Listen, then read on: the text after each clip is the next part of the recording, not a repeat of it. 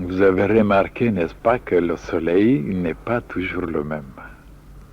C'est-à-dire, peut-être il est toujours le même, mais les conditions atmosphériques, les influences ne sont pas les mêmes. Et moi, je trouve que le soleil n'est jamais le même, parce qu'il est vivant. Comment voulez-vous qu'une chose vivante soit toujours la même chose? Alors vous voulez qu'il soit mort. Seulement les morts sont toujours les mêmes.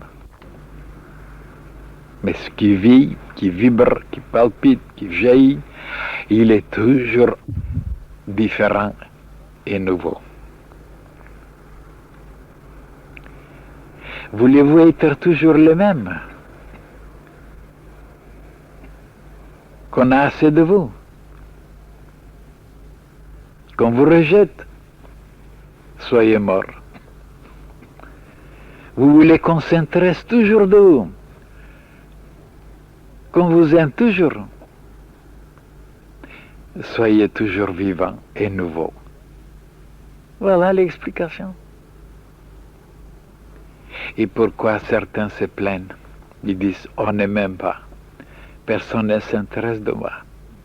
Parce qu'on n'est pas vivant. Et pourquoi on n'est pas vivant? Parce qu'on est mort. Et pourquoi on est mort? Parce qu'on n'est pas vivant. Combien c'est simple, n'est-ce pas? Et comment se vivifier? Et il faut aller vers la vie. Il faut se brancher avec la vie. Et d'où vient la vie? Du soleil. Tout est vivant à cause du soleil. Même la terre prend sa vie du soleil. Alors la source de la vie, c'est le soleil. Et pourquoi les gens ne sont pas vivants? Mais quand je dis vivant, ça veut dire il y a un degré de vie que je sous-entends, parce qu'ils mangent, ils s'agitent, ils marchent, ils gesticulent, et ils disent qu'ils sont vivants. Mais c'est une drôle de vie, ça, qui s'approche vers la mort. La vie, comme les initiés comprennent, ça c'est un degré d'intensité de vie, ça c'est inexprimable. Il n'y a que le soleil qui possède cette intensité de vie. Donc il faut aller se brancher, s'approcher, donc d'étudier le soleil, de se lier avec lui chaque jour, et de vouloir le connaître, et de vouloir vibrer comme lui, et de vivre comme lui. Voilà le sens de l'existence. Et pourquoi les humains ne sont pas vivants? Parce qu'ils ont délaissé tout ça. Et ils sont descendus trop bas, trop bas, trop bas, où la vie est au ralenti. Voilà l'explication. Il faut faire tout son possible pour venir se brancher avec le soleil chaque matin. Et laisser tout de côté. Parce que rien n'est aussi important que le soleil. De pouvoir enfin se lier de toute son âme, de tout son cœur. Et vous direz, mais ça contredit à tout ce qu'on nous a instruit jusqu'à présent. Tant mieux, tant mieux, tant mieux. Il faut que ça contredise.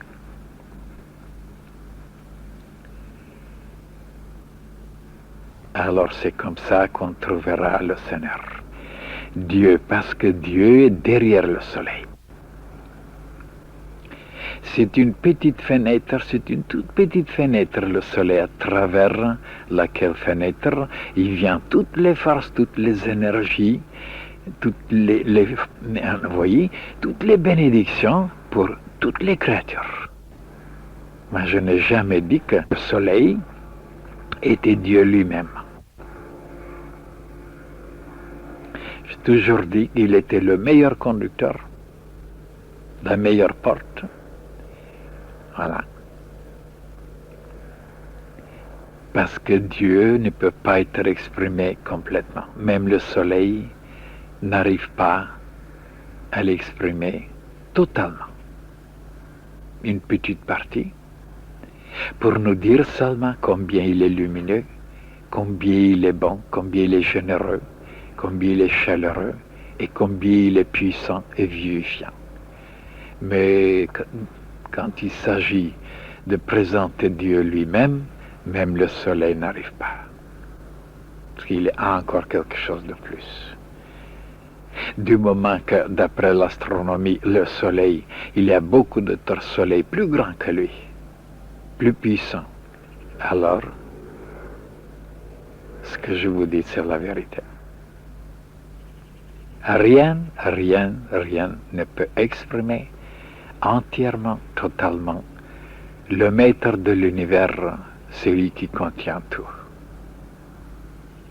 Mais cela nous suffit même de savoir, même le soleil, qu'est-ce que c'est le soleil. On n'arrivera pas, bien sûr.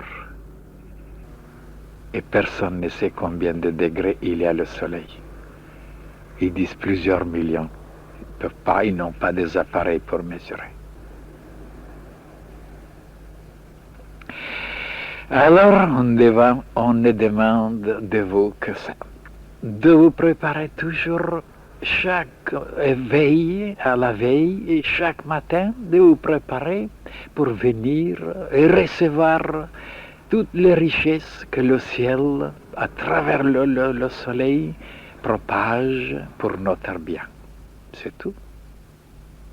C'est-à-dire de prendre conscience qu'il y a quelque chose là de merveilleux, de se préparer et de le recevoir. Est-ce que c'est tellement compliqué, tellement difficile? Non. Évidemment, il faut faire quand même quelques efforts et quelques renoncements et quelques substitutions, de remplacer certaines choses avec d'autres. Et c'est ça le travail. Et alors, il faut que ça soit constamment assidu, une ténacité, jusqu'à quand, hop, la lumière jaillira.